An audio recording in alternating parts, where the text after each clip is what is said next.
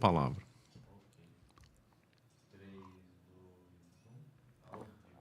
Sejam muito bem-vindos para mais um Caravelas Podcast. Hoje eu tenho o prazer de receber o professor José Márcio Rego, que vai nos contar sobre os bastidores do Plano Real e sobre a economia do Brasil no final do governo militar até o advento do Plano Real. Antes de passar a palavra para ele, vamos comentar sobre os nossos patrocinadores, né?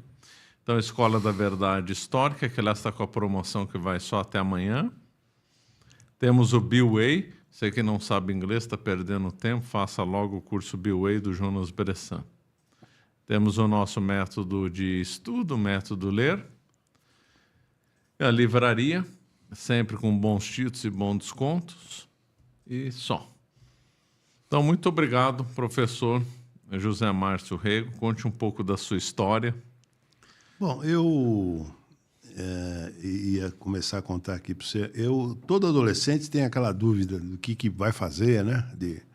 E eu sempre gostei de história e gostei de matemática. Então, eu me lembro, 13, 14 anos, eu não tinha dúvida que queria fazer economia. Tem história, tem matemática. Não tinha. Tinha lido o Formação Econômica do Brasil, do Celso Furtado, com 14, né? Falei, vou fazer economia. Aí fazia cursinho no ângulo da Rua Tamandaré. E aí tinha aqueles testes. Na minha época, os aprovados faziam, os cursinhos faziam anúncios, aquelas coisas, né? Nos outdoors. Né? Era um negócio. E aí, nos primeiros simulados, eu era top 5. Aí, no segundo, eu tive a maior nota, etc., dos simulados, né? E os donos do cursinho falaram, para os 5 aqui, se vocês prestarem FGV, que tinha o vestibular no meio do ano, vocês não precisam pagar o... Não, mas eu não quero fazer. Não, mas você presta, você passa... Perdão. Pois, imagina. Vocês não precisam pagar o resto, né? Falei, pô, aí ficou interessante. Aí prestei e passei, né? Aliás, na minha turma, eu não entrei em primeiro lugar, né? O primeiro lugar foi o Milan Voland, a maior nota da história do vestibular da GV até hoje, né? Foi meu colega de turma. Aí era administração pública, não pagava, né? Tinha um convênio com o governo. Aí minha mãe dizia, você não vai, você vai tirar a vaga de alguém. Era domingo, segunda-feira tinha que fazer. Minha saudosa mãe falou, você não vai fazer porque vai tirar a vaga de alguém. Eu falei, tá bom, mãe, não vou fazer. Mas acordei na segunda-feira, não paga nada, e fiz a matrícula. Aí fiz a matrícula, falei, vou lá. E o curso era muito bom, né? Muito bom. Ciência política, organizações, enfim, e economia. E aí comecei a cursar, larguei o cursinho. Mas aí, final do ano, prestei para a USP, FEA, USP. Aí passei e o curso não estava bom. Depois ficou muito bom. Por que não estava bom? Os professores não eram... Os professores que eu peguei não eram bons professores como eram os da... Os da GV eram superiores. Naquele início. Depois peguei excelentes professores, Adroaldo Moura da Silva, enfim. E aí acabei fazendo as duas. Fazia de manhã, era magérrimo, né? Fazia de manhã FEA e à tarde FGV. Né? Mas a minha vinculação maior foi com a Fundação Getúlio Vargas. É isso porque eu fiz administração. Foi bom porque estudei bastante ciência política, né? Que bom. Foi bom. Bom, vamos falar aqui da inflação. As pessoas que são jovens hoje não imaginam que o Brasil teve uma inflação gigantesca que atrapalhou e muito a vida das pessoas. Então, eu gostaria que o senhor comentasse um pouco sobre a inflação do governo Figueiredo e depois do tempo da redemocratização. O processo inflacionário brasileiro tem uma característica, uma inflação altíssima, como você bem registrou, né? Decorrente do esforço de industrialização, com bastante intervenção do Estado, né? Muitas distorções. Mas ele teve uma característica, quer dizer, que não foi rápido encaminhado por um processo hiperinflacionário, porque na gestão Campos-Bulhões eles adotaram um mecanismo de correção monetária. Isso permitiu que tem uma coisa ruim que não permitiu que a inflação se reduzisse, né? Mas evitou que fosse para um processo aberto de hiperinflação. Então, é uma característica... Aliás, veio de discussões de Inácio Rangel, no livro Inflação Brasileira, antes da ditadura, enfim. Mas o Campos, que era um amigo e lia muito a Inácio Rangel, né? Aliás, permitiu que ele ingressasse no BNDES quando ele era no BNDES, não era BNDES, quando ele era dirigente, né? Com o Bulhões adotar a correção monetária. E aí permitiu que o período da ditadura, a inflação era alta, mas não escalou. Não disparou. Já no processo da redemocratização, aí a coisa ficou difícil, né? Estava caminhando por um processo de inflação, uma inflação acelerada, caminhando para uma hiperinflação. Quando é que se caracteriza a hiperinflação? Há um texto do Kagan, né, que a partir de 50% você já está num processo... 50% ao ano ou ao mês? Ao mês. Você já está num processo hiperinflacionário. Né? Porque no governo Figueiredo, quanto que chegou? 200% ao ano? Não, no Figueiredo não chegou. No Sarney, sim. Agora, a inflação tem uma coisa interessante. Aí, inúmeros economistas, né, nos Estados Unidos, na Europa e mesmo aqui, começaram a estudar os processos hiperinflacionários, né? Da Alemanha, da Hungria, enfim. Israel também teve? Israel teve, mas foi posterior, né? O Michael Bruno, que fez um livro extremamente bem lembrado, que influenciou os autores daqui. Mas a inflação tem uma característica que ela traz em si o germe da sua própria destruição. Porque na hiperinflação, o que os agentes, os policymakers e os agentes acabam fazendo? Vão diminuindo o intervalo de reajuste no tempo, né? Então, o reajuste é anual, depois passa a ser semestral, depois passa a ser mensal, depois passa a ser quinzenal, depois passa a ser diário e depois passa a ser horário. Às vezes, até por questões de segundo. O Keynes tem uma frase forte, brincalhona, mas verdade. Olha, hiperinflação é o seguinte: você chega numa choperia, você pede 2 chopes. O segundo você bebe quente, mas pelo menos você garantiu o preço, né? Porque o intervalo é tão curto, né? Mas o fato do intervalo ir sendo reduzido, se você fixa o câmbio nessa redução de... Eu estou simplificando, mas basicamente é essa a terapia. Agora, para você poder fixar o câmbio e enfrentar o ataque, né, dos agentes econômicos, você precisa ter uma condição, reserva. Se você tiver reserva, o intervalo está realmente reduzido e você fixa câmbio, precisa de outras coisas, mas isso é fundamental. É um remédio fundamental. Reserva em moeda forte, né? Moeda forte, né? E intervalos que estão... Aí o Sarney, né, vinha sem legitimidade, porque ele vinha da Arena, não é? Entrou só por causa da morte do Tancredo. Depois, se tiver tempo, eu tenho um comentário. Eu tive uma experiência pessoal com o Tancredo, mas isso foge ao tema aqui. Se der tempo, a gente fala. E aí ele assume e precisava fazer alguma coisa, não é? Então, dialeticamente, a fragilidade dele que permitiu que ele só tenha a ganhar. E fez o plano cruzado. Cruzado. A moeda era cruzeiro, né? E aí foi fez o plano cruzado. Antes do Funaro, que fez era o ministro da Fazenda dele, veio do BNDES, e antes estava o sobrinho do Tancredo, né? Francisco Dornelles, que era o ministro. Com a saída, chamou o Funaro, e o Funaro convoca, era da equipe dele, Luiz Gonzaga de Melo Beluso, da Unicamp, e o professor João Manuel, né? E no planejamento era o Sayad, João Sayad, o saudoso, né? Morreu cedo, um amigo nosso. Esse foi um bom professor meu na FEA. E o Sayad chama Pércio Arida para assessorá-lo. E o Pércio Arida vinha já estudando a turma da PUC do Rio, né? Estudando, junto com André Lara Rezende, Eduardo Modiano, aquele grupo todo, estudando processos hiperinflacionários e como combatia. E desenvolveu, Pércio Arida e André Lara Rezende, a proposta Larida, né? Por isso foi uma corruptela do nome dos dois, né? Larida. Larida. Que era para combater o processo... A ideia da moeda indexada, né? Artigos do inflação, combater a inflação, neutralizar a inflação, a moeda indexada do Lara Rezende. Aí saiu um livro, né? Aliás, eu nessa época também, eu não desenvolvi nada, eu só sistematizei. Eu sou, como você bem falou, né? Nos bastidores, eu acompanhei, né? Companheiro de caminho, né?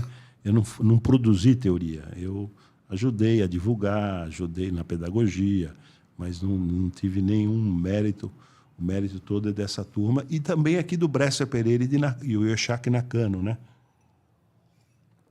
Desenvolveram aqui. Na época, o Funaro me convidou, porque a filha do Funaro, do Dilson, saudoso Dilson, também morreu cedo, morreu com 56 anos, né? O Dilson era de 33, morreu em 89, 56 anos. Nossa, morreu novo. Muito novo. A filha dele era da minha turma na FEA. E foi, aliás, minha madrinha de casamento, junto com o marido dela, Ricardo Vivo. O Dilson me convidou para ser assessor, e eu tinha compromissos aqui e não fui.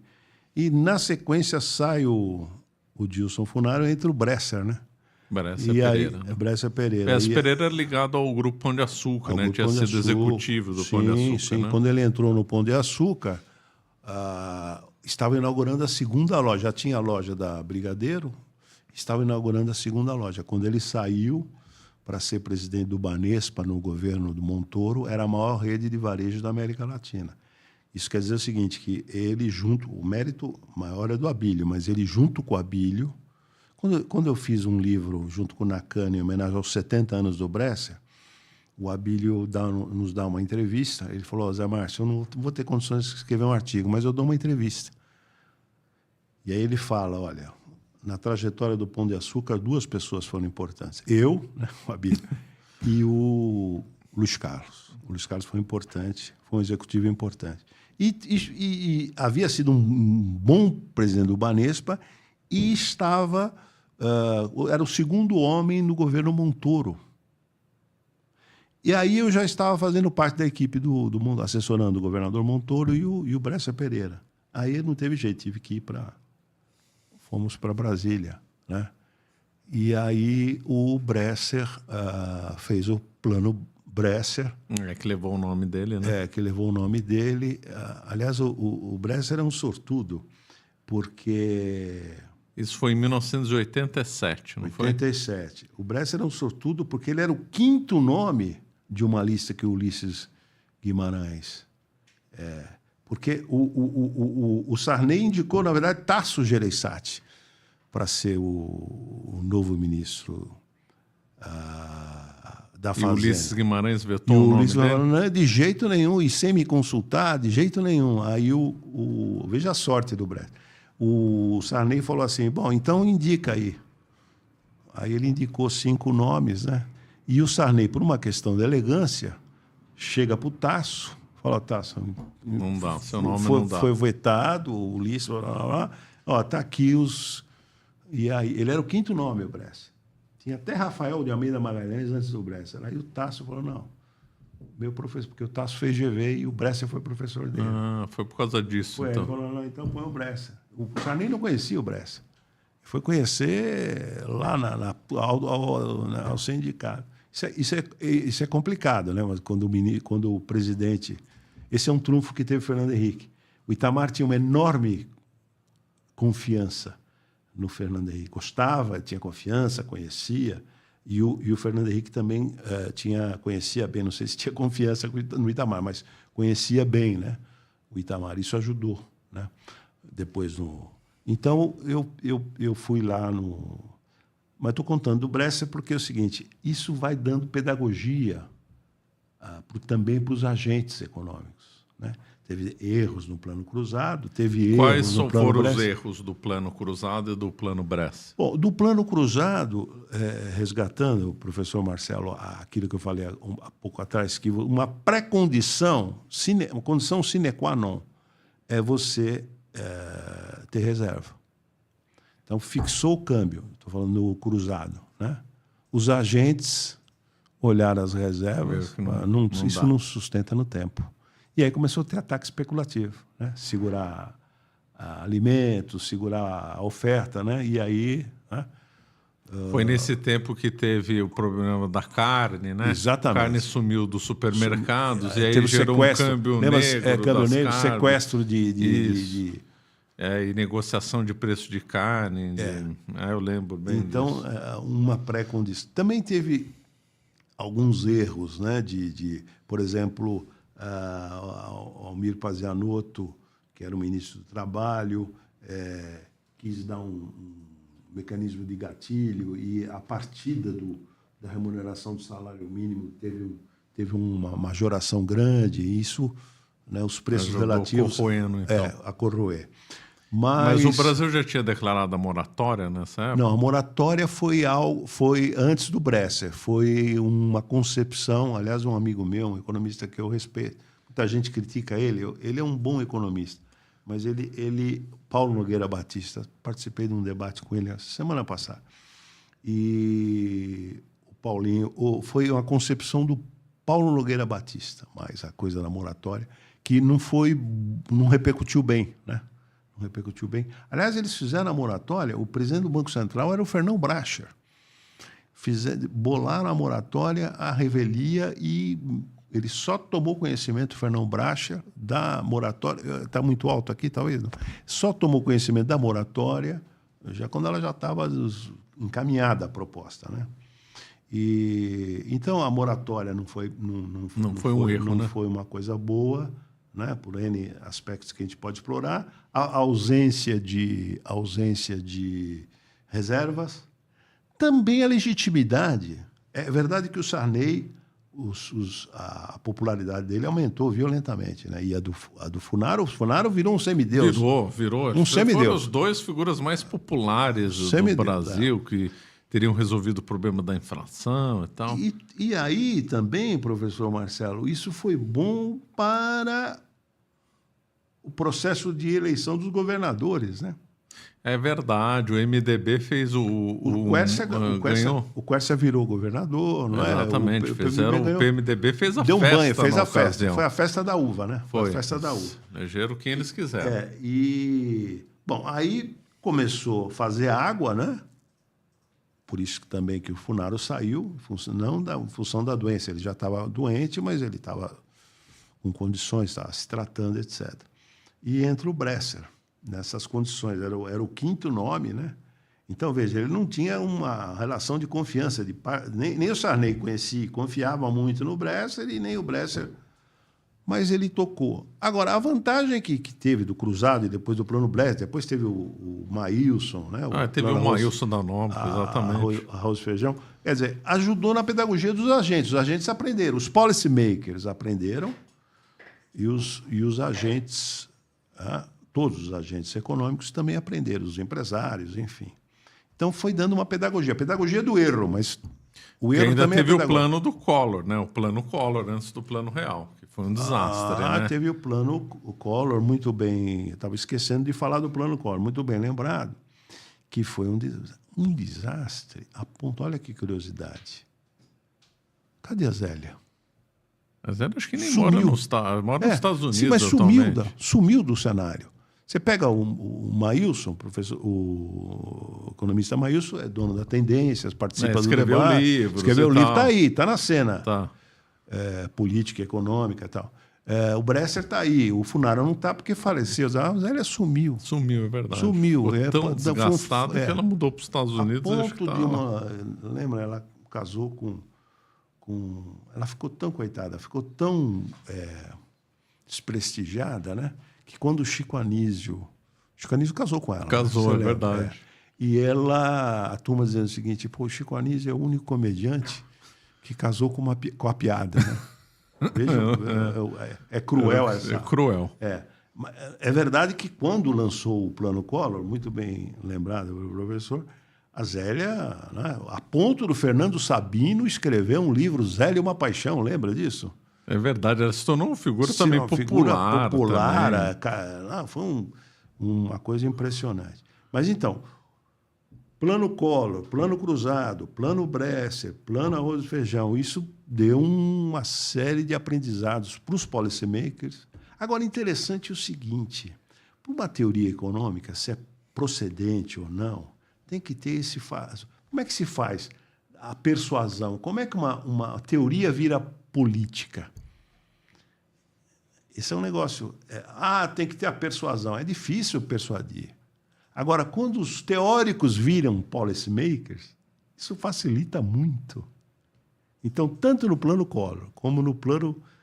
Lá no Plano Collor teve Eduardo Modiano, que aliás já faleceu também, né? Eduardo Modiano. Os teóricos, o Candir também era um teórico. O Candir fez a tese dele sobre inflação. Também é outro que sumiu, né? O Candir sumiu. Não, tinha a Lei Candir, chegou a ser cotado para governador de São Paulo. Sumiu o Candir. Bom sujeito. Sumiu o Candir, em função do desgaste do Plano Collor.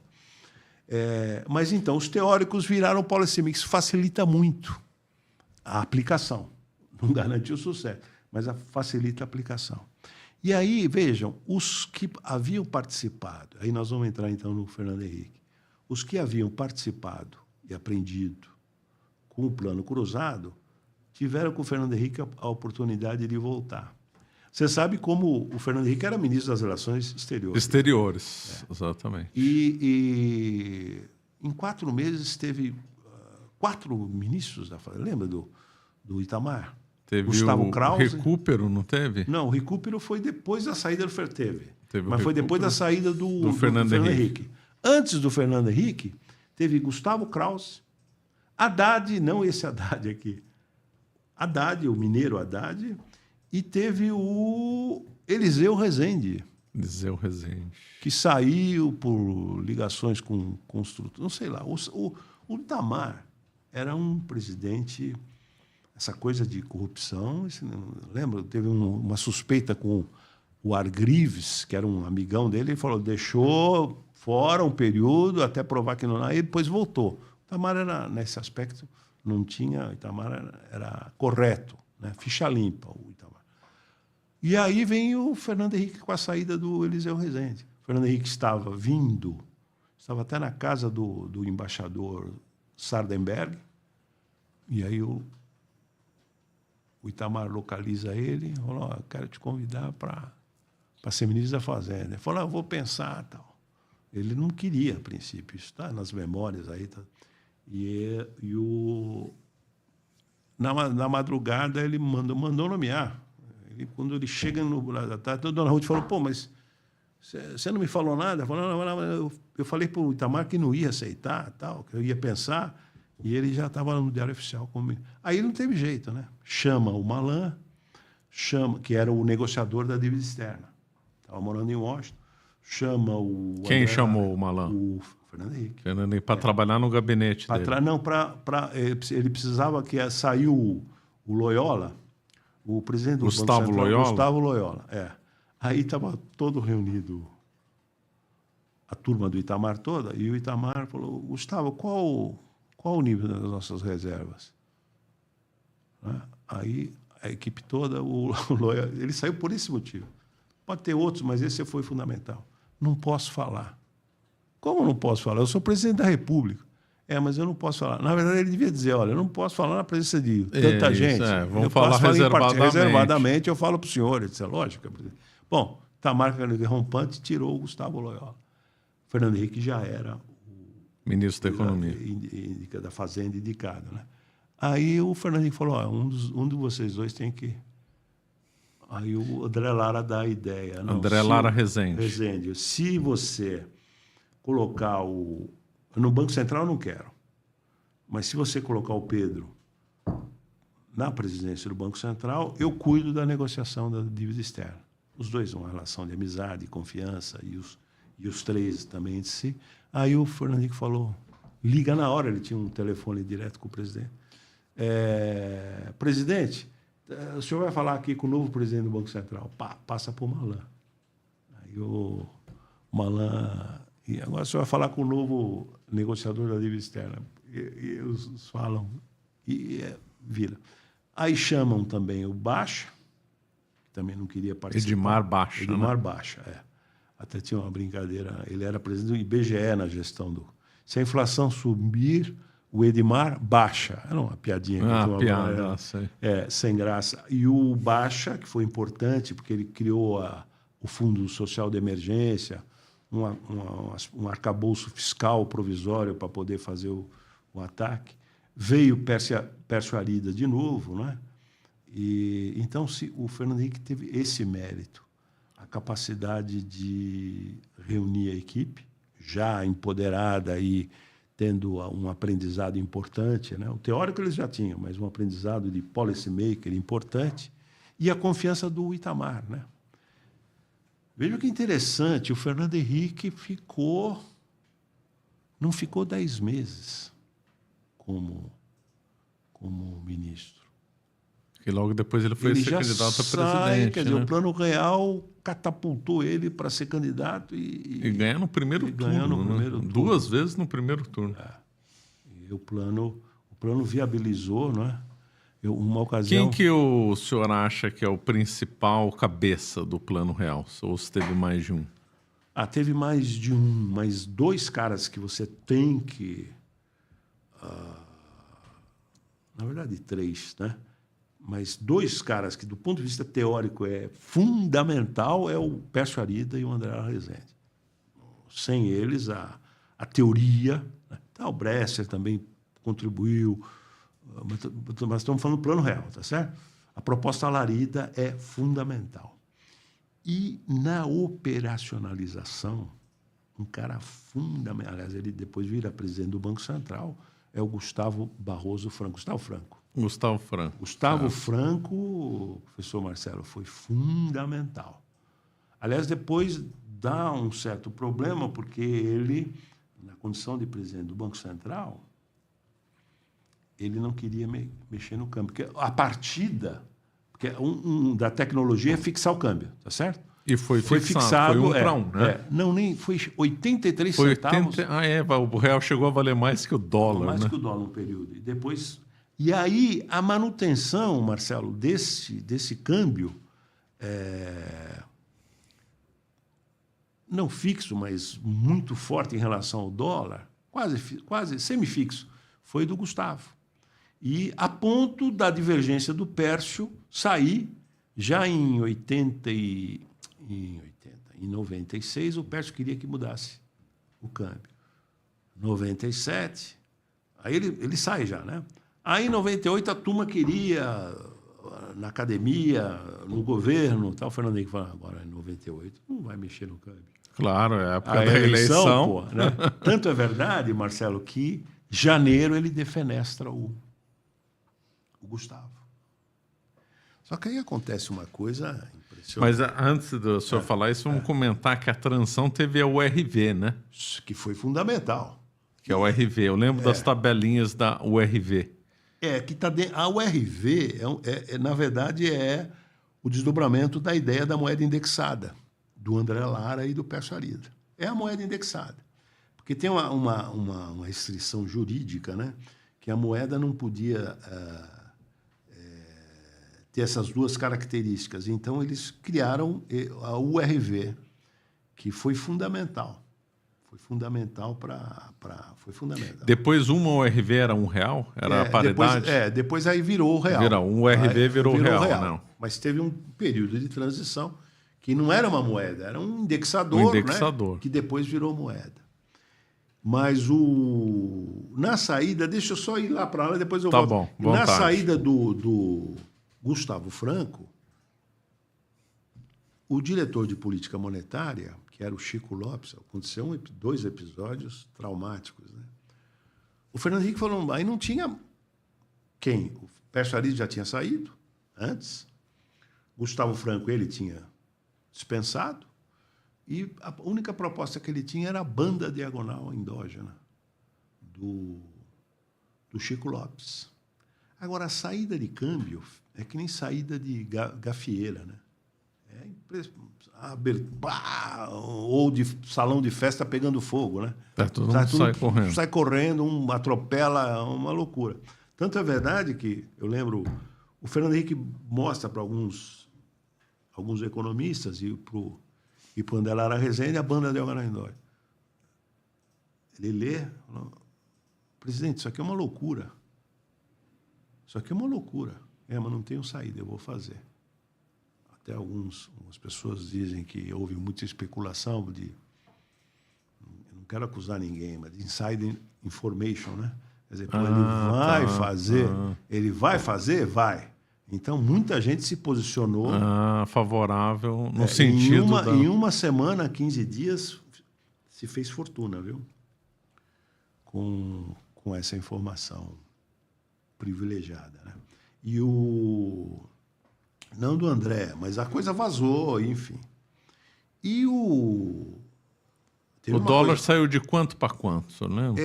Exatamente, eu não saberia te dizer agora, exatamente, para não errar, então eu prefiro não falar. Mas houve Chegou a dobrar? Quase dobra. Quase dobra. Sai de 1 e alguma coisa para quase 2, alguma coisa assim. Uma coisa impressionante. E num curto espaço de tempo. A ponto de quebrar o... Tem um episódio, dá para comprar esse livro em estante virtual aí, que é o Eu Confesso, do Salvatore Cacciola. O Salvatore Cacciola. Esse livro você lê de sábado à noite, quer dizer, é Brasil pelos intestinos, né? Não pela cabeça, mas pelos intestinos. O Chico Lopes... O Cacciola quebrou, o banco dele quebrou. Por quê? Porque ele tinha informação... que prestava consultoria para ele a empresa Macrométrica, que era os irmãos Bragança e o Francisco Lafayette de Padua Lopes, Chico Lopes. O Chico Lopes, um cara correto, ele foi para o governo, vendeu a parte dele para os irmãos Bragança. Tá? Mas os irmãos Bragança continuaram vendendo a consultoria e vendiam um Chico Lopes que eles não tinham. E falou para o Chico Lopes, falou para o Cacciola, o Chico não vai mudar o câmbio. O câmbio vai ficar 99 inteiro, isso foi em janeiro de 99, vai ficar 99 inteiro, pelo menos, Marcelo, fixo. Aí ele se posicionou Ele acreditou, então. Perdeu o banco. Ele estava no 14º andar, ele foi para o 3º subsolo. Aí ele entrou no Banco Central, chutando as portas, entrou na sala do Chico Lopes e falou, você faz pelo menos eu quero ficar no térreo. Eu estou no 4º subsolo. Eu estava no 14º andar, e vai ser um escândalo, eu comprava a consultoria de vocês, e o Chico Lopes não teve culpa. Mas daí ele chama a Tereza Gross, que era a diretora e faz um câmbio especial para zerar, pelo menos zerar. Tá? Porque o banco era a razão de viver do...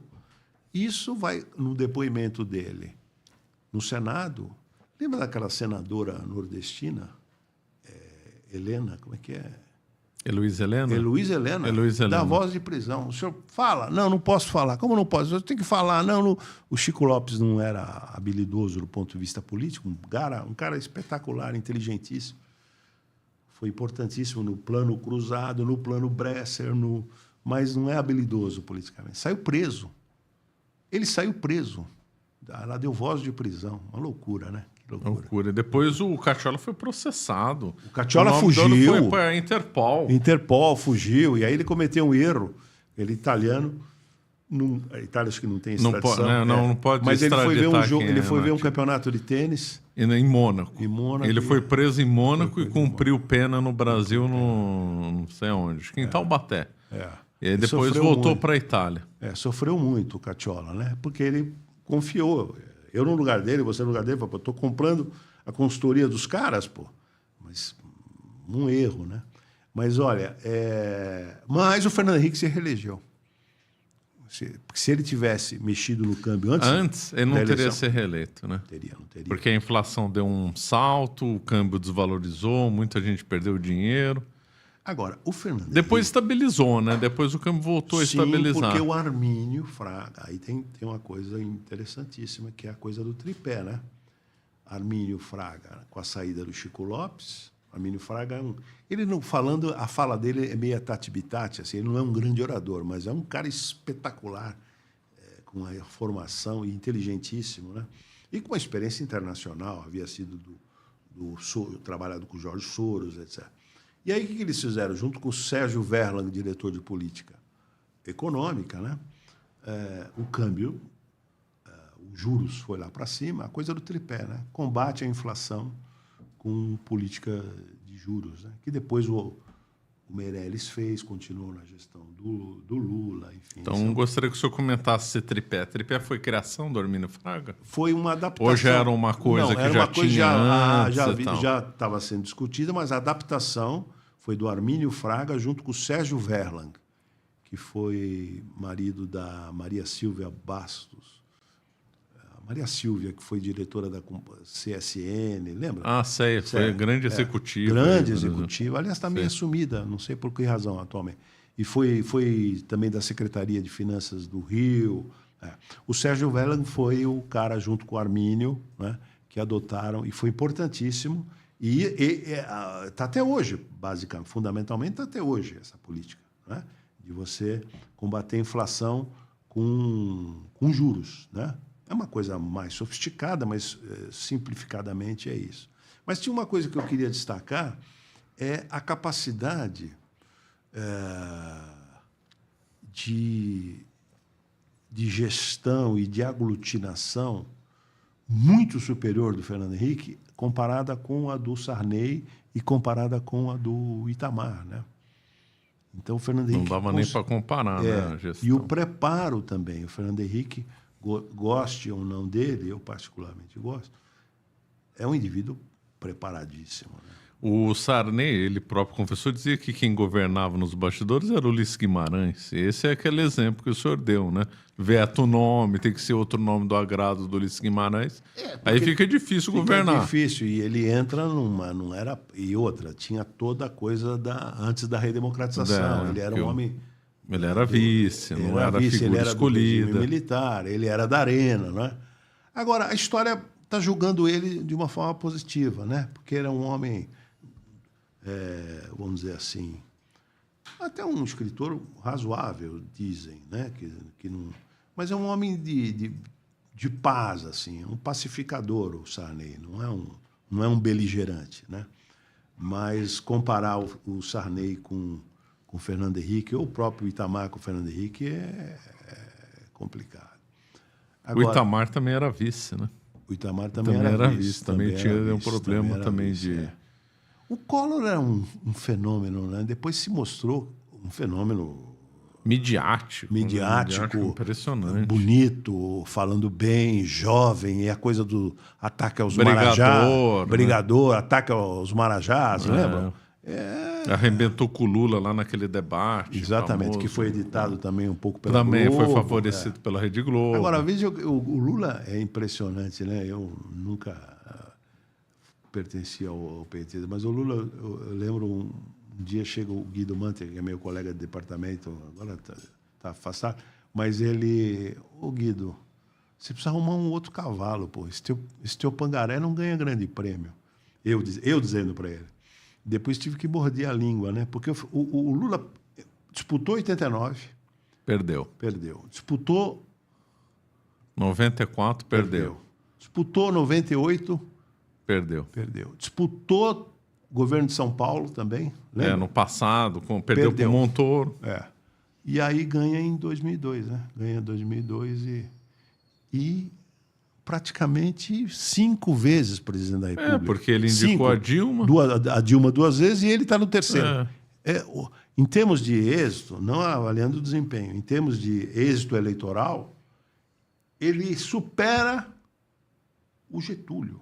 Em termos de êxito eleitoral. Porque o Getúlio, na realidade, foi eleito uma vez só. E ainda saiu com tiro no peito, com 71 anos, né? Está aí o Lula com 78. Agora vai fazer 70 anos da morte dele, né? Em agosto agosto, 24 de agosto, né? 24 de agosto. Getúlio... Bom, esse é o parâmetro do FHC, né? Tanto é que ele cria FHC, a Fundação FHC, tem a Fundação Getúlio Vargas. O parâmetro do FHC é o Getúlio. Ele não quer se comparar com Sarney, com Itamar, com Collor. O parâmetro é superar o... E, de alguma maneira, tem uma coisa interessante que o Collor fez. Vamos fazer a justiça. Abertura de mercado. Abertura e o início da privatização. Uzi Minas, lembra? Foi privatizada. Uzi Minas, Foi privatizada na gestão do Collor. Isso aí, esse mérito. E ele depois se revelou um cara despreparado, mas a princípio eu achava que ele enganava bem, né? Quer dizer, ele enganava bem. Discursos feitos pelo José Guilherme Melchior, que é um cara de peso, né? Aliás, é outro cara que morreu muito cedo, né? Melchior era autor de livros. Livros impressionantes, né? E elogiados por intelectuais europeus, franceses, era extremamente culto. Eu conheci pessoas, não era meu amigo pessoal, mas eu tive 2 vezes com o Zé Guilherme Melchior, fiquei impressionado. Era impressionante. E o pessoal da esquerda também admira. Ele foi um dos primeiros caras que divulga a Escola de Frankfurt, junto com o Sérgio Paulo Rouanet, é verdade. Mas é um dos primeiros caras que divulgam, quer dizer, até a Escola de Frankfurt, que não era a praia dele, ele leu a fundo, um grande intelectual, o Zé Guilherme Melchior, né? E era o assessor, né, dos cursos do Collor, né? Mas desculpa, eu estou fazendo meio que me perdendo, né? Mas o Fernando Henrique, um cara exitoso, né? Duas eleições. A coisa da reeleição que pode se... porque ele teve que passar a emenda constitucional, porque era proibida a reeleição. Mas a turma atribui que... Mas, na verdade, não precisava.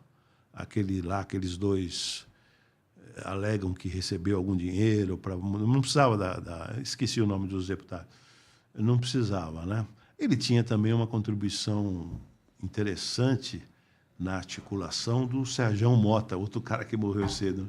O Serjão Mota, lembra? O Serjão Mota era um grande articulador, era um trator também. Um trator, né? Ele era chamado o trator do Fernando Henrique. É bem lembrado.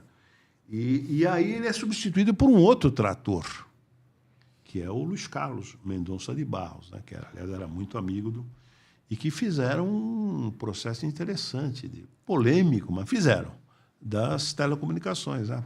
Privatizaram e com toda aí a participação complicada, que ele é um gênio das finanças, um indivíduo polêmico, que é o Daniel Dantas, né?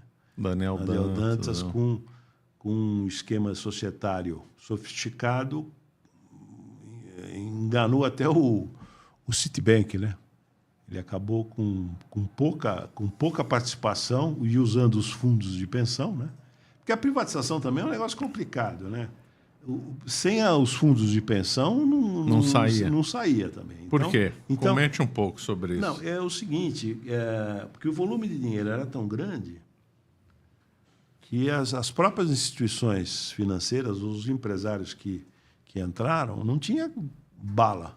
Mas não veio a Telefônica, rematou a Telesp? Não, o que houve foi o seguinte, até um personagem que sumiu de cena, um tal de Sérgio Ricardo, que era o que Esse eu não me lembro. Que tocava era o cara que determinava onde a Previ o fundo de o fundo de pensão, o fundo de pensão da Petrobras também, né? E o fundo de pensão da Caixa. Esses fundos foram fundamentais, né? E depois o Daniel Dantas sofre em todo o governo do PT, Guxiquem contra, o próprio Luiz Guxiquem já morreu também cedo, coitado, e o Zé Disseu, uma brigaiada, contrataram até Kroll, lembra da investigação? Porque o Daniel Dantas, ele usa o Citibank, ele usa os fundos de pensão e o banco dele, Opportunity, acho que o próprio nome já condena. Ele, com uma participação muito pequena na estrutura acionária, ele mandava, né? O O Citibank moveu a ação contra ele lá nos Estados Unidos. Venceu? Não, perdeu. Perdeu? Perdendo, porque a equipe jurídica do Daniel Dantas... O Daniel Dantas, hoje, o maior plantel de gado do Brasil, disparado, é o Daniel Dantas. Daniel Dantas não sabia. É uma fortuna, uma fortuna. O Daniel Dantas, para você ter uma ideia, ele soube, por um amigo nosso, que eu não vou falar o nome aqui, que o Citibank tinha convidado o Pércio. O Pércio, nós queremos participar da privatização e nós dotamos tal grana para você operar. Porque o Pércio é uma compliance em si mesmo, né? Uma reputação ilibada no Brasil, nos Estados Unidos, na Europa. Mas o Pércio não tem a coragem, é mais medroso do que o Daniel Dantas. Aí o Daniel Dantas soube, um amigo nosso acabou contando, quase que eu falo o nome dele aí. E aí o Pércio falou, não, eu vou pensar, mas falou não para o Citibank. Aí o Daniel Dantas tinha saído do banco Icatu, da Cati Braga, lá do Braga. Icatu tem até hoje, né? Tem até hoje. Tinha saído com uma graninha, mas não dava. Pércio, eu estou com quase 1 bi. Na verdade, era 800 milhões que o Citibank ofereceu para o Pércio e uns 200 200 milhões que ele estava supostamente trazendo. E eu estou com um fundo de 1 bi e queria que você viesse comigo. Aí o Pércio foi e ficou sócio dele no Opportunity. Mas depois ele descobre que a condição sine qua non para o Citibank entrar era o Pércio. Era o Pércio. Olha, que arguto, né? E depois ele ainda sacaneia o Pércio, sacaneia o Citibank. Esse é o Daniel. Ele abandonou essa atividade bancária? Quem? O Dantas? Não, ele é o dono do Opportunity. Até hoje? Até hoje. É um dos maiores fundos. Apesar desse processo, dessas coisas, tudo ele porque venceu? Qual o segredo dele, Marcelo? 90% do funding, que hoje que está lá, é dele, né? Então, o Pércio saiu, né? Mas o Pércio, coitado, depois ele fica sócio do BTG Pactual, né? E o episódio do BTG é um negócio... Você lembra, né? Do episódio do BTG? Qual? Foi aquele senador Delcídio Amaral... o Delcídio. O Delcídio Amaral recebe o filho daquele diretor da Petrobras com o rosto picassiano, Nestor Cerveró. O filho do Cerveró, desesperado, viu o pai defecando na pia. Falou, não, meu pai vai ficar louco. E procura o Delcídio. Mas aí ele procura já com uma fé e grava. E o Delcídio, querendo mandar o pai, o Cerveró, para a Espanha via Paraguai, blefou. Contou uma mentira. É que nem eu estar aqui, mas eu estou aqui hoje, amanhã eu falo, eu tive com o Marcelo Andrade e nós vamos fazer um podcast, inventa uma história. Ele esteve com o André Esteves. Eu estive com o André na quinta-feira, o André Esteves vai dar, para dar credibilidade, vai dar o dinheiro, vai gastar tanto, nós vamos mandar teu pai para o Paraguai, de lá vamos mandar para a Espanha, e o moleque estava gravando. Inclusive, eu tenho uma audiência, fulano, o assessor dele, como é que está a audiência? Está confirmada a audiência com o Teori Zavascki? Puta, o moleque manda a gravação para o Teori Zavascki. O Teori Zavascki dá ordem, foi o único senador na história da República que foi preso no exercício do mandato, sumariamente. O Teori Zavascki, lá Xandão Moraes, né, dá ordem de prisão para o Delcídio. Para o Delcídio. E para o André Esteves. Que não tinha nada a ver.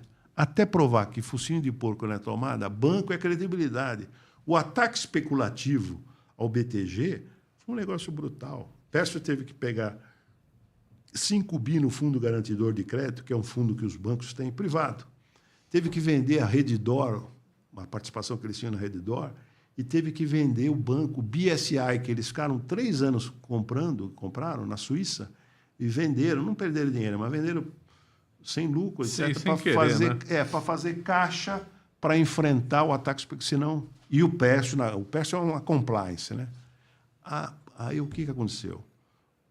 Quando o André Esteves sai da prisão, de vez ele ir para casa, porque o Teori Zavascki falou, ele vai para o banco, a razão de viver dele é o banco, assim como o Cacciola era o banco. Era o banco dele.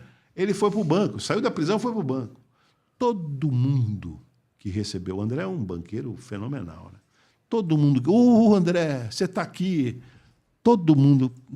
O atual presidente, enfim, todos. E aqueles que falam, o que você está fazendo aqui? Desesperado, como o Pércio. Parece que ele anotou, isso eu estou falando, mas parece que ele anotou e acabou. Então, ele comprou a parte na partnership, a parte do Pércio, o André comprou e... Mas está lá, o BTG é uma máquina de fazer dinheiro, enfim.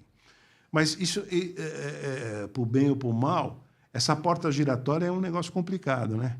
Quem passa no governo depois vira banqueiro. É uma porta giratória, exatamente. Sem entrar em méritos, teve negócios escusos, não, mas só o fato de... Gera desconfiança. Gera desconfiança. Mas o Fernando Henrique agora está com a saúde prejudicada, né? Está fora do...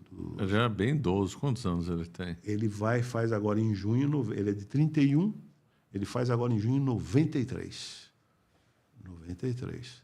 Tempo voa, estava vendo agora, até para vir aqui no teu podcast, estava vendo uma entrevista que ele deu no Roda Viva, né? E Fernando Henrique, 63 anos, 30 anos, né? Vai fazer 93. Que agora o Plano Real vai fazer 30 anos. Fazer 30 anos agora em junho, né? E é isso. Agora, o Lula é um fenômeno, né? Infelizmente, né? É um fenômeno eleitoral. E quais foram os erros da gestão econômica da Dilma, né? Que quase acabou com o Brasil. Bom, a Dilma... Porque o Lula manteve, né, o tripé econômico, né? O Lula... Manteve nomeou Meirelles, né? O Lula teve um grande trunfo no fim, depois ele acaba decepcionando. Mas o Lula, na partida, teve um grande trunfo que era o Palocci. O Antônio Palocci, chegou a conhecer o Palocci? Não? De uma inteligência... Antônio Palocci, ele era de Ribeirão Preto, foi prefeito de Ribeirão Preto. Uma memória, uma inteligência. Vou contar um episódio só para destacar a memória do...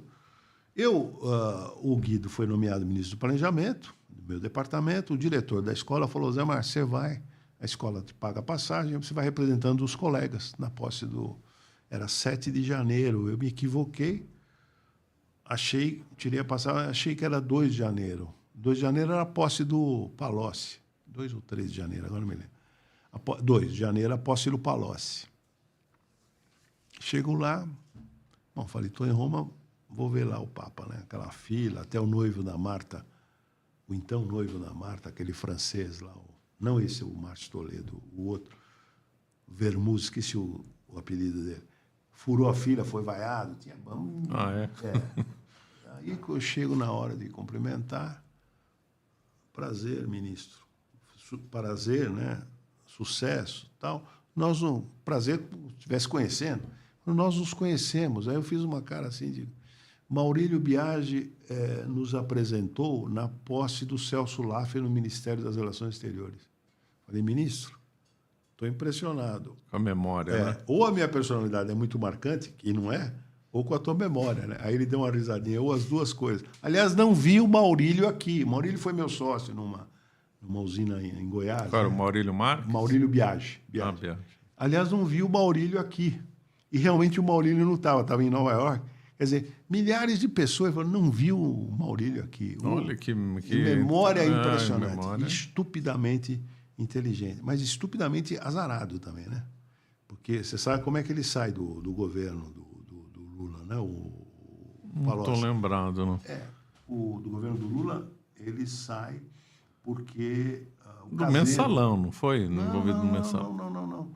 Caseiro, eles tinham... O pessoal eles tinham uma casa em Brasília, uns dizem que era para fazer lobby, outros frequentados por mulheres... Enfim, tá. E aí, uma delação lá, o caseiro disse, olha, o Palocci também vem. Foi o caso do caseiro. O caseiro, o Palocci, aí, olha que puta azarado. O que era o nome do caseiro? Francinaldo. O Francinaldo Pereira, não é? O Francinaldo falou, o senhor frequentava assim. Olha o azar do povo. 2 episódios, a política é feita de azar, de sorte e de azar, Marcelo. Esse episódio eu tenho que contar aqui, porque eu pareço um fofoqueiro, mas essa eu tenho que contar. O presidente da Caixa, Jorge Matoso, olha lá na conta do coisa e há um depósito inusitado. Eu, no lugar do Jorge Matoso, esse cara foi comprado, por isso que ele está falando. O pai biológico dele, do caseiro, do Francinaldo, havia vendido um imóvel no Nordeste e mandou um quinhão, não me lembro os valores, mas valores expressivos, assim, por um caseiro, né? E mandou.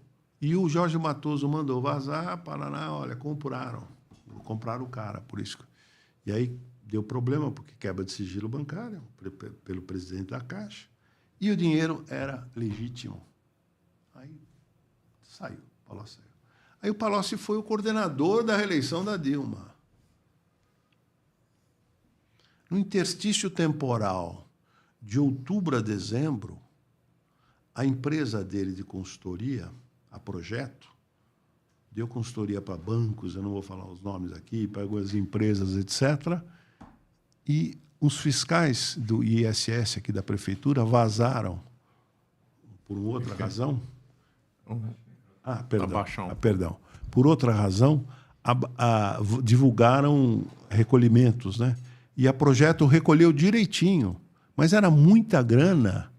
O ISS tem um percentual, 85 milhões que ele recebe, a Projeto recebe entre outubro e dezembro. Aí a imprensa, todo mundo foi em cima dele. A Dilma já eleita, ele já indicado o ministro da Casa Civil. Consultoria. Consultoria de quem? Não posso falar porque é sigilo. Bom, a Dilma falou. Ele lembra disso? Olha o azar do cara. 2 vazamentos, né? É azarado, né? É sortudo, por um lado. Mas ele fez. Ele está afastado agora, né? Sumiu, não. E depois ele faz a delação, né? Ele fez a delação, mas agora foi tudo anulado. Né? Foi tudo anulado. Então, foi tudo anulado, mas ele para o Lula, ele não volta mais, né?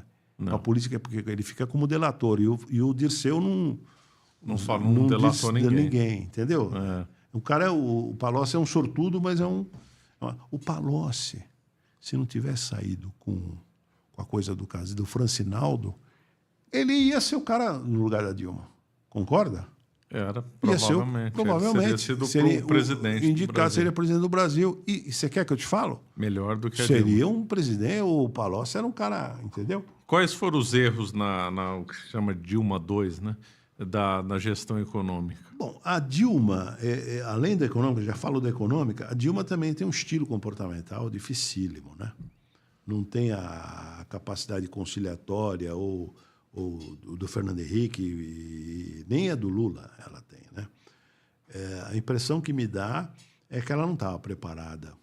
O Lula, bem ou mal, havia passado foi deputado. Ela não tinha sido nem síndica de prédio, nem vereadora. Ela já foi ministra das Minas e Energia. Minas e Energias. Tinha tido uma passagem no governo do Rio Grande do Sul, né? O Tarso Genro. Não, aquele Olívio Dutra. O Olívio Dutra sumiu, né? Sumiu também. E a Dilma não era habilidosa, teimosa, tá certo? E ela deu um cavalo de pau também. Ela muda totalmente a política, ela se reelege.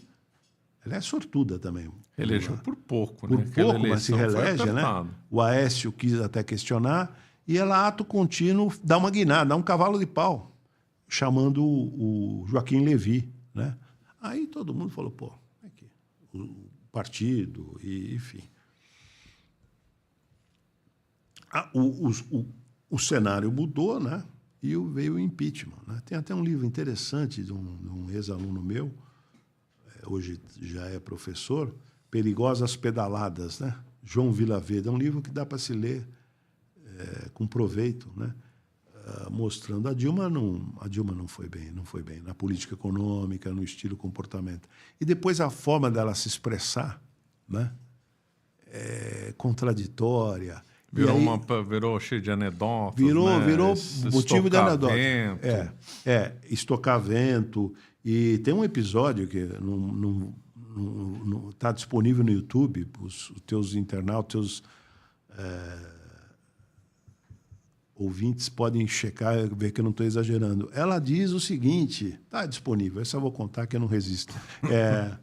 Eu li um livro, a Dilma dizendo, eu li um livro, era uma segunda-feira. Esse fim de semana eu li um livro, a autora é... O livro é divertido. O livro é divertido. Ela faz uma discussão interessante sobre o assunto, ela não lembrava. Nem o nome do livro. O nome da autora, o assunto, o título é gozado, o título é... Pô, ela leu domingo, era uma segunda-feira, ela não lembrava. A autora, o assunto e o título. Está disponível. Está disponível no YouTube. Aí você fala, como é que pode, né? Então ela foi empichada, né? A Dilma foi empichada. E houve um fenômeno novo, que eu só fui dar conta desse fenômeno. Isso aqui expressa isso, né? O fenômeno da internet. O mundo hoje é digital. Mudou, né? Totalmente. O mundo é digital. Então, o mundo digital, né? Os erros dela, o cansaço também do eleitorado, né? A vinda dos jovens. Eu estou lendo aqui uma tese, não comecei a ler, sobre o MBL, mas, enfim, o Movimento Brasil Livre, mas expressa isso, esse fenômeno do mundo digital. Então, a política mudou, né? Bom, o mundo digital, fora o desgaste do PT e da política, que explica, em parte, a eleição do Bolsonaro, né? Sim. Apesar que ele mesmo não tenha usado, mas a entourage, o próprio filho, né? O Carluxo, enfim. Exploraram bem as redes sociais. Isso, continua explorando, né? Continua explorando. Tem até um menino que eu comecei a descobrir agora, acompanhar, que vai causar surpresa. Eu não sei se agora já, mas eu acho que até agora já vai fazer um barulho, que é Pablo Marçal. Esse... você já Essa eu não simpatizo com ele, mas eu sei que não estou louvando. Sim, mas ele é um fenômeno midiático. um fenômeno. Milhões, né, de visualizações. Sim. E um cara ambicioso. São esses indivíduos que acabam... Que dominam hoje, muito mais que a televisão. Desculpa, eu dei uma viajada com alguns... E como é que o senhor está avaliando a economia do Brasil hoje? Com esses gastos públicos exagerados e tal. Eu vejo o seguinte, eu vou aqui falar com toda a franqueza, professor Marcelo. O Ministério é um ministério fraco, eu vejo, avaliando em geral. 2, o Lula fisicamente já não está tendo aquele... Não tem a mesma energia. Não tem a mesma energia. Tá? Exceto um ou outro ministro, você pode concordar ou discordar, mas você pega um Fernando Haddad, é um cara qualificado. Você pode discordar das ideias dele, eu discordo de muita coisa também, mas é um cara qualificado. Mas tem ministros ali que... Não é? E está havendo também uma disputa fortíssima já para o processo sucessório. O Arthur Lira tem razão quando diz, presidente, diz que você é candidato em 2026, senão não vai ser difícil. Então, uma disputa violenta entre o PT, Rui Costa, com o Haddad, porque o nome seria o Haddad, até porque ele foi o candidato, né, quando o Lula estava preso. Então, isso está prejudicando muito. O governo não está unido como estava lá no primeiro mandato e até no segundo. Né? Isso está prejudicando muito. Esse episódio aqui, que não tem, nesse aí não tem culpa, mas esse negócio do Rio Grande do Sul vai afetar bastante a economia, porque não é brincadeira. Né? Então, nos outros 2 mandatos, o Lula surfou o fenômeno China. O boom de commodities. Deu muita sorte, né? Muita sorte. E a política que ele acabou adotando, tudo bem, teve o azar da grande crise de 2007, 2008, mas ele acabou adotando uma política interessante, né? Aliás, também como o Ben Bernanke, que era o presidente do Banco Central, olha a sorte dos Estados Unidos e até um pouco a sorte nossa. O Ben Bernanke, a tese de doutorado dele foi sobre a crise de 29. E ele, que chegou a ler a tese do Ben Bernanke, não. Ele critica como os policymakers americanos não foram tão eficazes na política monetária. Aí ele pega no peito uma crise, 2007, 2008. Então, a política de ataque à crise foi interessante, né? O quantitative easing, enfim. Então... E o Brasil não sofreu tanto. Não sofreu, né? tanto. Aquilo, uma frase meia simplória do Lula, no fim, é verdade. Eu vou transformar, né, esse tsunami numa marolinha. Então, ele teve essa... Claro, também copiando políticas feitas nos países centrais, mas não importa. Ele de alguma forma, ele não transformou... O tsunami não foi tão prejudicial, né? Então, ele teve sorte. A Dilma não deu.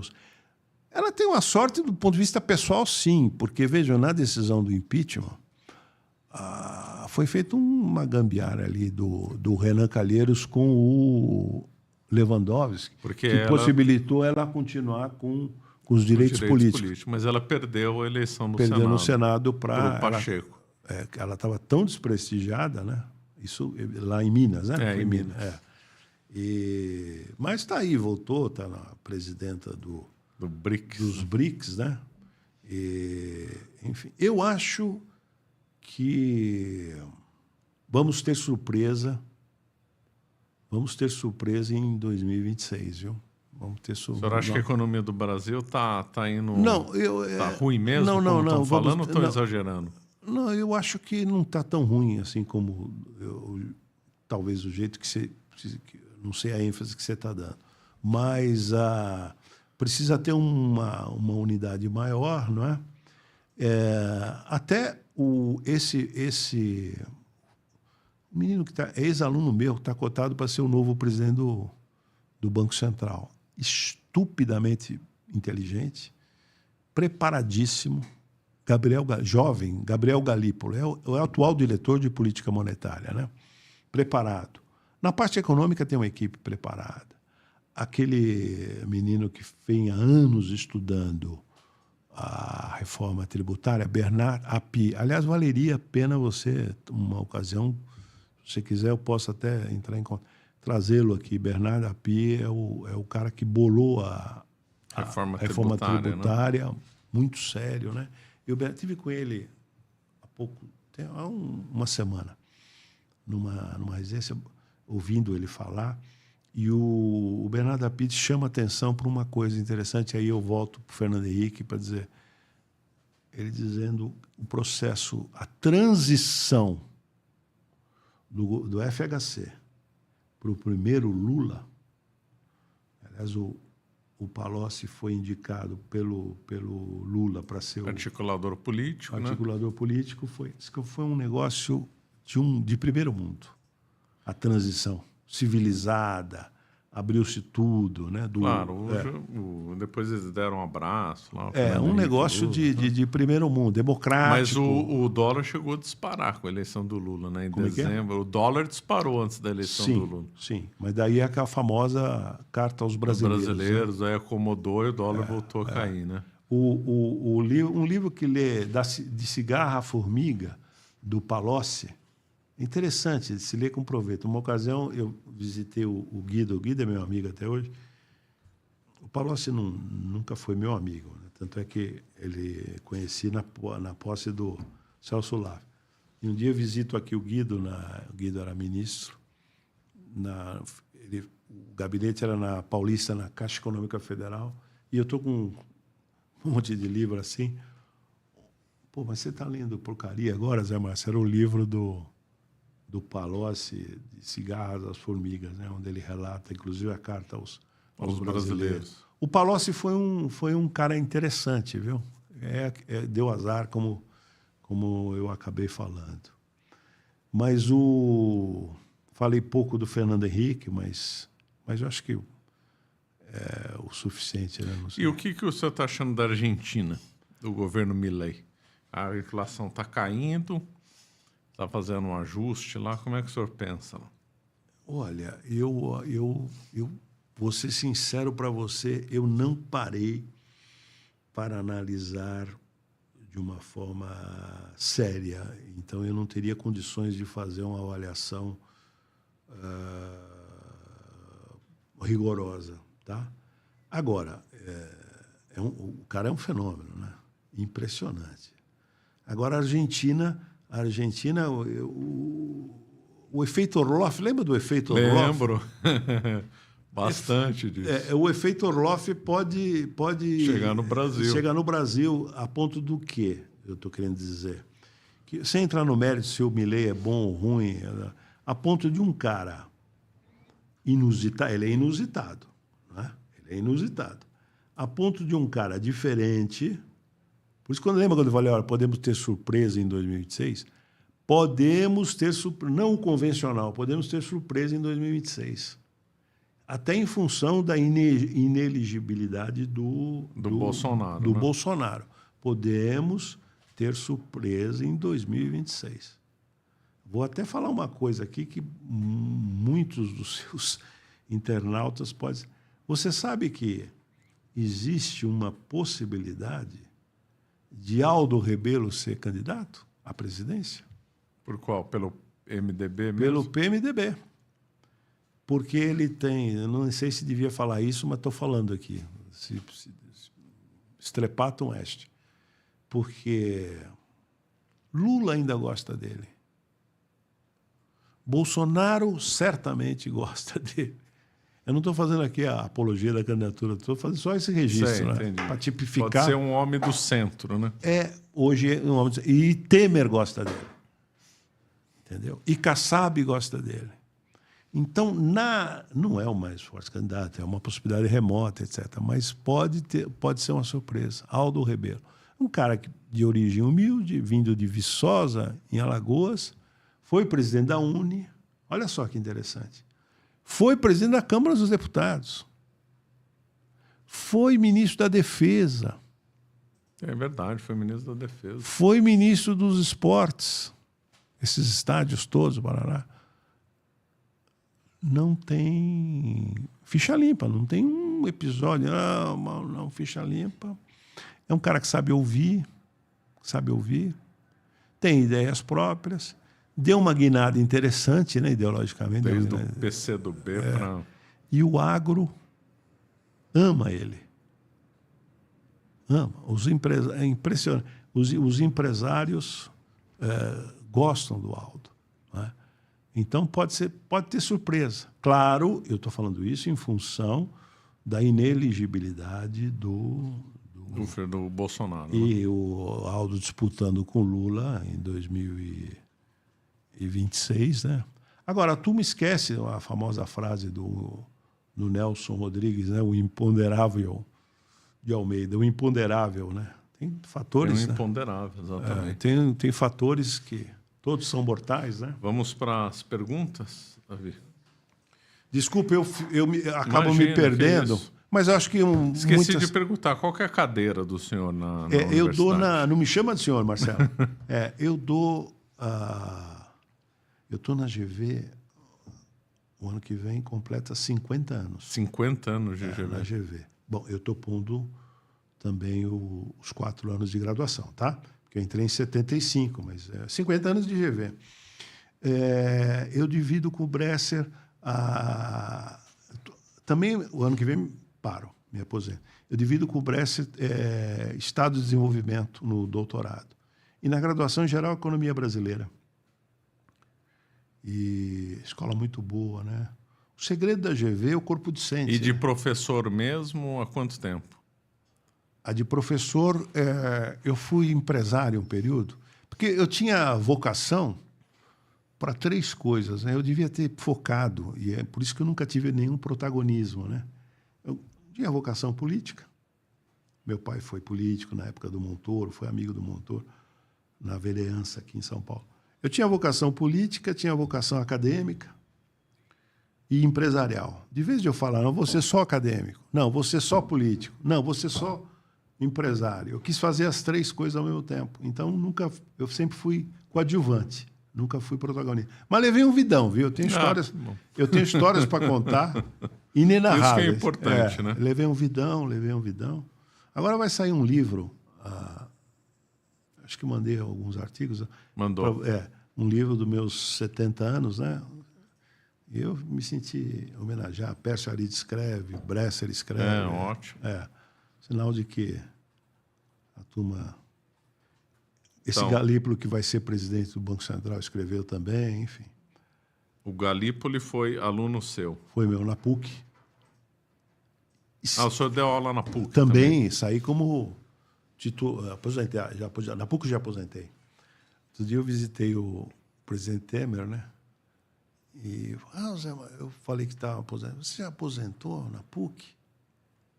Puxa vida. Como titular, né? Ele foi professor lá de Direito Constitucional. Ele é muito educado, né? E ele me tirou um sarro, ele deu uma puxada. Puxa, na PUC eu não consegui.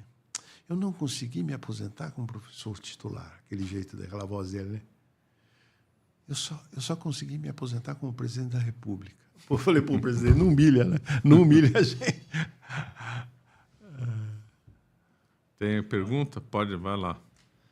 O Alea BR mandou R$10. Obrigado pelo superchat.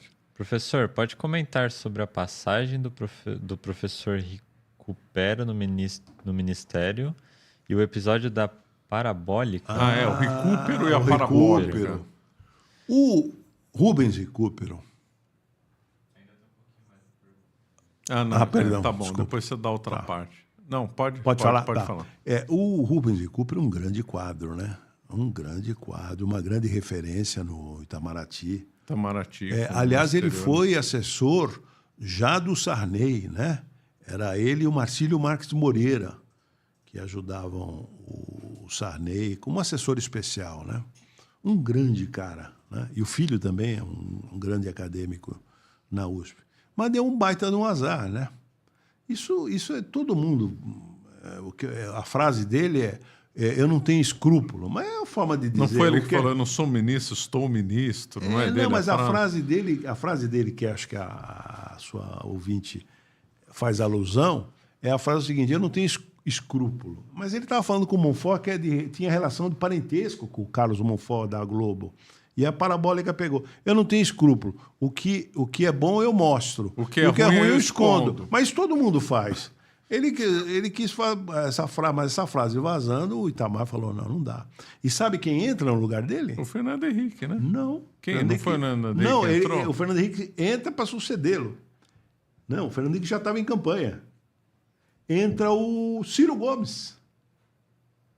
Com a saída do Recupero, com esse episódio das parabólicas, entra o Ciro Gomes, que é um cara preparadíssimo do ponto de vista e um grande orador, mas um temperamento... Irracível, né? Essa coisa do temperamento é impressionante, né? O que prejudicou muito a Dilma e que inviabilizou. Teve 3% agora nessa... Mas é um Qual cara... a segunda parte, Davi? Que ele mandou, né, do episódio da parabólica, né? Era o suficiente para ele ter que sair da época. Seria hoje, haja visto que o Ministros tem feito? Sim. Hoje ele sairia? Será que fosse no ambiente de hoje? Isso é um... Porque hoje, hoje cada escândalo atrás de escândalo... O Recupero é um homem digno, imagina. É uma frase. Outra, ele está em off, tá certo? Ele está em off. E o Monfort tem relação de parentesco. Eles são parentes? Eu não lembro agora qual a relação, mas relação de parentesco. Quer dizer, tem intimidade. Então, se eu estou aqui com você e não estou agora, eu não faço uma frase, isso. Agora, o Itamar, né? O Itamar com aquela coisa tirou o Recupero. O Recupero era um... E ele exerceu um papel, eu não lembro exatamente agora, mas ele ficou alguns meses, ele exerceu um papel importante na divulgação, na consolidação do real. E como também o Ciro.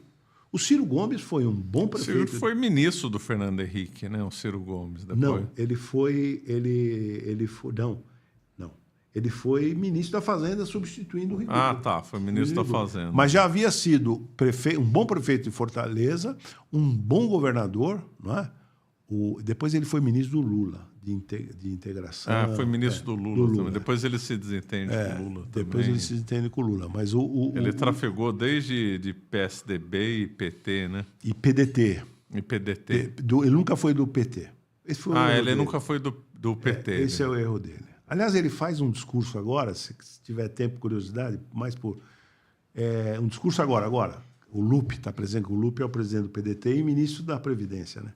Ele faz um discurso interessantíssimo, o Ciro Gomes. Ele é bom de análise, é um bom orador, mas o temperamento dele, infelizmente...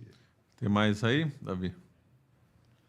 Gabriel de Paula mandou: faz uma análise sobre a Prefeitura de São Paulo. Qual candidato você acha melhor e qual o senhor acha que vai ganhar? Difícil, hein? Bola de cristal. Bom, você quer que eu responda? Pode falar. Eu não vou dizer em quem que eu vou votar. Isso não devo, né? Mas eu vejo o seguinte... O atual prefeito, Ricardo Nunes, tem 2 trunfos inequívocos.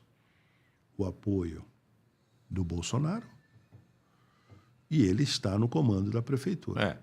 Isso não é nada desprezível, não precisamos falar muito sobre isso. Bom, a menina Tabata gostemos ou não dela, do que ela defende, etc., é uma menina preparadíssima.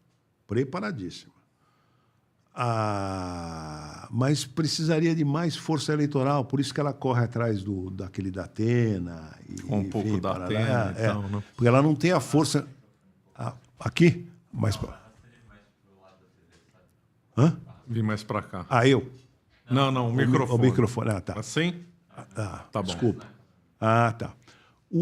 Ela não tem a força eleitoral do namorado dela, que é o Campos, né? O João Campos, que é o prefeito. Não dá nem para comparar. Não dá nem para comparar. Extremamente popular.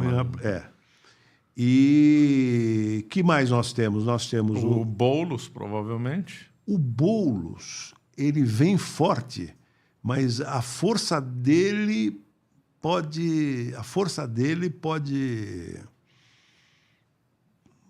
dialeticamente pode... O Boulos vai ser difícil, hein, para o Boulos, eu acho.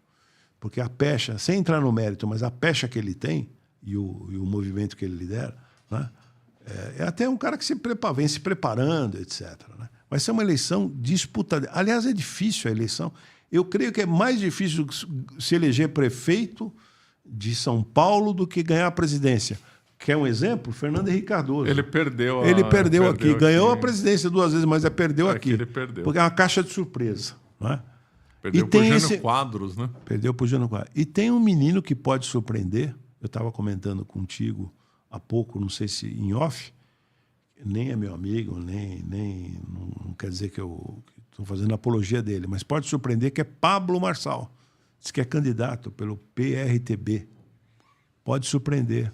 Sim, porque ele tem muito apoio da mídia. Muito apoio da mídia, sociais, é jovem, né? A turma quer nome novo, não é?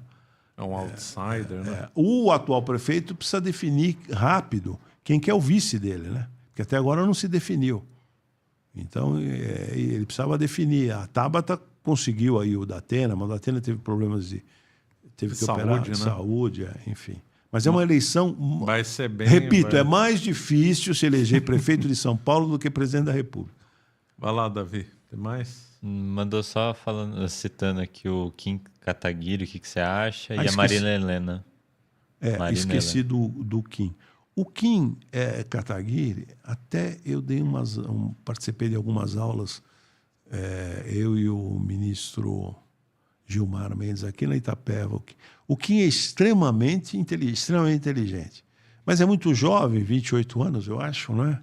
E bem intencionado, mas é problemático o partido, né? O MBL já devia, há algum tempo, ter criado um partido, o professor Marcelo. E a coisa partidária, eu acho que o Kim é um nome interessante, mas eu acho que não... Se ele fechasse de vice de algum candidato, eu acho que o Kim não... Vai fazer bonito, ele foi o 4º deputado mais votado, né? O Kim Kataguiri. Mas acho que... Eu diria o seguinte, para ser franco, eu acho que o Ricardo Nunes... Hoje, política também que nem nuvem, né? Mas hoje o mais forte candidato é Ricardo. Aliás, as pesquisas indicam Estão isso. indicando, né? Apoio do Bolsonaro, É, está na máquina, tá na máquina, na prefeitura, né? Se né? ele colocar um nome interessante Como vice. como vice, que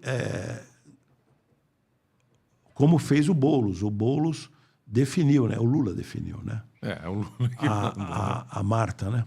Estou lembrando aqui a Marta. A Marta é um temperamento difícil. A Marta tinha brigado, né? Com o PT, saiu, foi pro temperamento PMDB difícil. depois. Dizem que ela está com problema de saúde, não sei se é porque ela não tem comparecido em alguns eventos, tem ido a Erundina com 89 anos, né?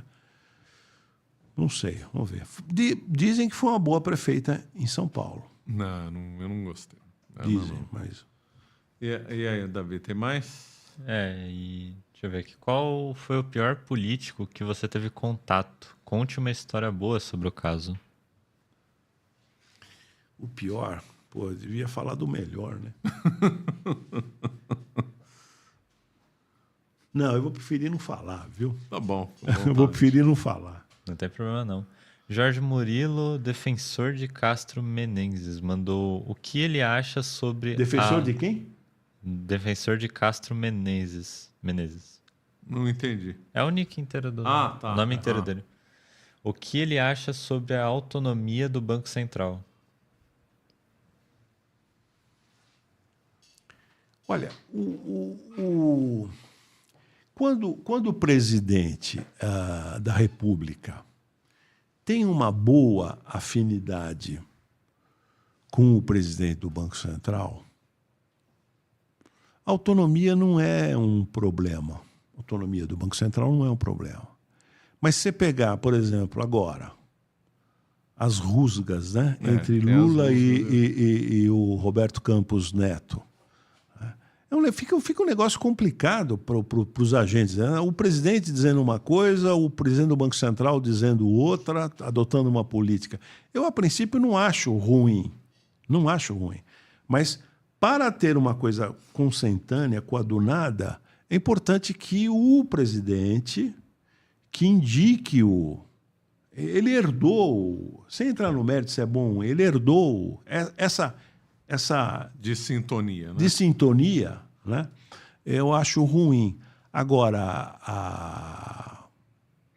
não sou assim radicalmente contra, não. Acho até que tem aspectos positivos, né? Agora, o Lula não vê a hora, é dezembro vai ter a troca, né? Não vê a hora de colocar o não nome vê dele. O nome né? dele, que seria o Gabriel, que é um menino preparadíssimo, foi presidente de banco já. Eu sou testemunha do preparo da inteligência do Gabriel Galípolo. O senhor acha que na prática vai mudar muita coisa ou não? Com ele? Em relação a ele e o Roberto Campos? Não, muita coisa não. Só vai ter menos estresse, né? Outra coisa, o Galípolo se dá muito bem com o Fernando Haddad. Então, quer dizer, não vai ter essa... espero que seja ele mesmo, né, o Gabriel Galípolo. Eu posso dizer que é um menino preparadíssimo. Falo menino porque tem idade para ser meu filho. Tem aqui uma do André Clayton. Mandou: Mário Henrique Simonsen foi realmente o idealizador do Plano Real? Não. Mário Henrique Simonsen. Não, puxa, esse é outro que morreu cedo, né? Esse era eu fui amigo dele. Assisti uns 2 cursos, né?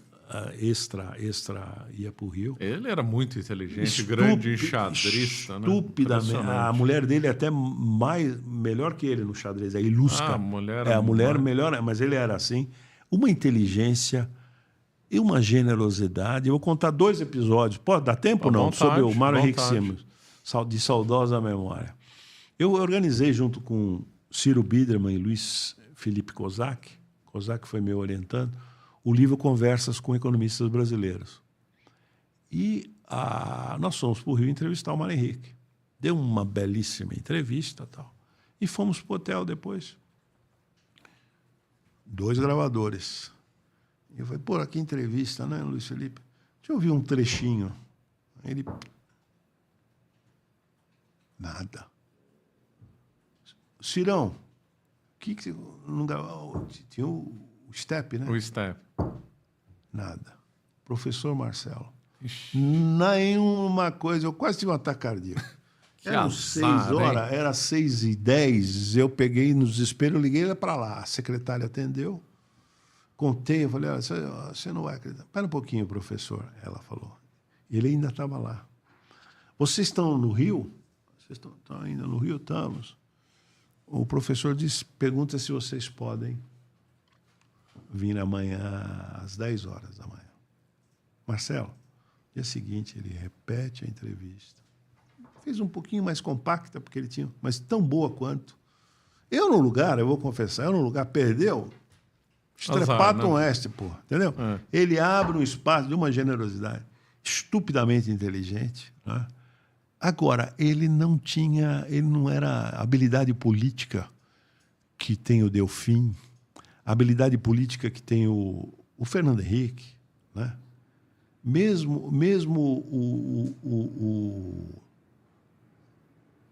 o Fernando Haddad, né? Bom, que esse já é um político. Mas o Simonsen tinha isso, ele não tinha habilidade política. Agora, academicamente, impressionante, de uma inteligência. Né? Morreu com 62 anos. Fumava que nem um... fumava demais. E era um glutão, né? Era um glutão. Ele gostava de comer. Comer muito. Agora, uma memória impressionante. Ele foi, para responder a pergunta não foi essa. Ele foi um dos caras que mais rápido compreendeu o mecanismo da inércia, a teoria da inflação inercial, e foi um apoiador do Pércio, do André, e deu subsídio, sim. Foi do conselho do Citibank, né? E foi sócio do Júlio Bozano, no Banco Bozano. Bozano, tinha o nome dele, né? Bozano Simonsen, né? Ele fala, fiquei rico por acaso, né? Porque ele tinha uma participação pequena. Mas aí o banco cresceu muito. O banco cresceu, o Júlio Bozano, que era amigo dele de CPOR, não sei o quê, ficou rico e ele não foi no vácuo e ficou rico. Grande cara, hein? Grande cara. Tem a última pergunta aqui, que é de um membro do canal, o Pimentel. Falou, professor, qual seria o próximo passo para a economia brasileira avançar com base no legado deixado pelo Plano Real? O que está faltando fazer que os nossos governantes não tenham atinado? Olha, interessante, porque muita gente é cética, né? Em relação, não tem mais jeito, nós perdemos o bonde da história. Se nós pensarmos no final da década de 70, mesmo no comecinho da década de 80, a nossa economia era mais importante do que a economia nos anos 80, pegar 1980. Nossa economia era mais importante do que a economia chinesa, por exemplo. E os caras foram... E a China depois disparou, né? Disparou, não é? Então, um país com 8.500.000 quilômetros quadrados, com potencial de recursos naturais, né, minerais, com essa população que é grande, que é mal preparada, a renda mal distribuída, mas nós temos ainda dá para pegar o bonde da história. Muitos economistas são céticos, não dá mais, perdemos o bonde da história. Eu acho que ainda dá. Mas precisaria governantes melhores, né, professor Marcelo? O que o senhor acha seria melhor? Controle de gasto público? O que seria? É uma política... a presença estatal ainda é muito complicada, né? Não só em termos de volume, burocracia, mas também, né? Muito desperdício, número 1. Né? Precisaria ter... Carga tributária muito alta. Carga tributária muito alta. E precisaria ter um plano. Você pode gostar ou não gostar do Lula, mas qual é o plano do Lula? Não tem. Não tem. Não tem. Tem plano nenhum. Qual que era o plano? O Bolsonaro teve acertos, erros lá. Qual o plano que era do Bolsonaro? Não tinha plano. Não tinha. Então, falta... Se critica muito o Ciro, já fizemos algumas críticas comportamentais, podemos fazer de programática, não temos tempo para isso. Mas, por exemplo, o Ciro Gomes tinha um plano. Escreveu um livro, pensou, podemos discordar, mas falta plano. Falta plano. Até para a prefeitura, a mesma coisa aqui, tá certo? Tá plano. É impressionante isso. Tá bom. Bom. Então, muito obrigado, professor. Eu não sei se foi Foi ótimo, foi muito já bom. Já está gravando ou não acabou já? Né? Não, estamos gravando ainda. Só vou despedir. Ah, tá, perdão. Então, eu agradeço muito a presença aqui do professor José Rego. Muito boa conversa, uma pessoa muito experiente, com muito caso. Eu agradeço a todos aí que nos acompanharam. Muito obrigado.